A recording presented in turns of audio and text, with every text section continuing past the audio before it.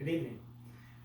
One night when I got home after work, I was unloading my truck and I noticed behind my vehicle a several-week-old little baby rabbit, also called a kitten, running in circles in my driveway.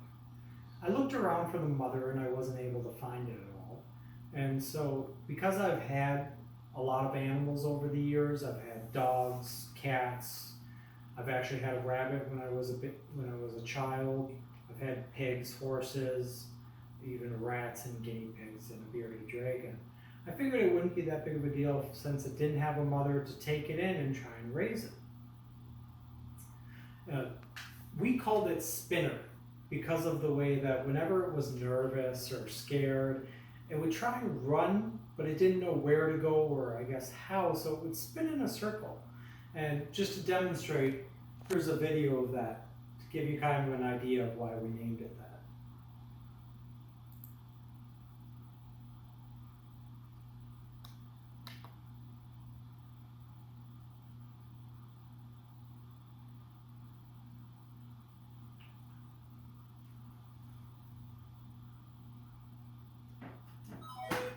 As you can see, it's a very cute animal, and it was very, the way that it spun like that was adorable for us and the kids.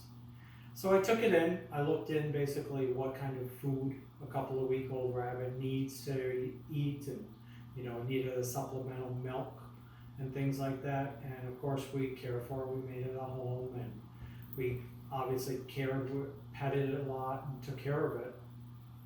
And it took about a week before it started to warm up to where it would actually come and stay in my hand, and it would actually not run or hide in its home from us and things like that.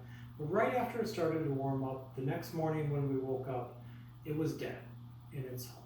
So we did a whole burial, put it to rest and everything, and after it died, I decided to look up and find out what went wrong and why it had died.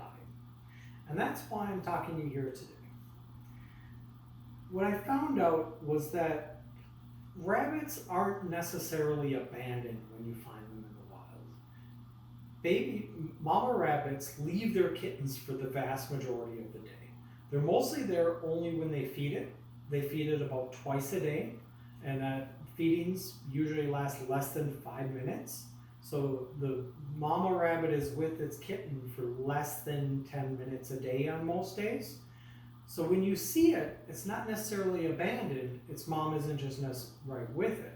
And the reason they do this is to protect the kitten. Most of us would think in order to protect something you stay with it, but rabbits don't have a lot of defense mechanisms. So what they're actually doing is they're keeping predators away from their kitten. By doing that, being larger and more of a bait, they're going to attract more predators, so they only visit it very rarely, only when they have to. And then that's when they feed it, and then they leave the kitten alone. The kitten is more protected that way. They usually stay generally in the same place. They're very quiet at most times, and they don't attract a lot of predators because they're so small and they usually stay hidden. But when it does feed it, it gives it the nutrition it needs, and it helps build its immunity. Now, what if you do find one and you decide you want to adopt it, even though you know that that's not necessarily abandoned? Well, the reasons that you don't are also because we don't care for rabbits so well. When we take in kittens from the wild, it's actually much more likely to cause the kitten to die than if you leave it in the wild. And the reasons for that are, one, it's food. When you're feeding it, even if you buy the special milk and everything, you're not giving it the immunities that its mother gives it. So it's not going to have the same defenses on its immune system, and it's not going to be able to handle diseases as well. One small note, the spinning is actually also a sign of an ear infection, and that can also be fatal. The other thing is stress. We don't know this offhand, but rabbits and kittens are very much timid, and they don't have strong hearts. When you stress your kitten, it can actually cause it to have a heart attack and die. And sometimes that's not an immediate effect. Sometimes it can actually stress the heart so much that it dies basically within a week or two. That's most likely what killed the kitten that I had brought in. It was because when I brought it in and just the act of taking out of its environment and bringing it in often can be enough to kill the kitten. And then also loud noises, not necessarily really loud like a firecracker or anything like that. Something as a vacuum cleaner or a dog bark can actually be enough to cause a kitten or even some full-grown rabbits heart attacks. And then the last thing that you have to worry about is the habitat that you're bringing it into. Because it's a strange habitat, that will cause extra stresses.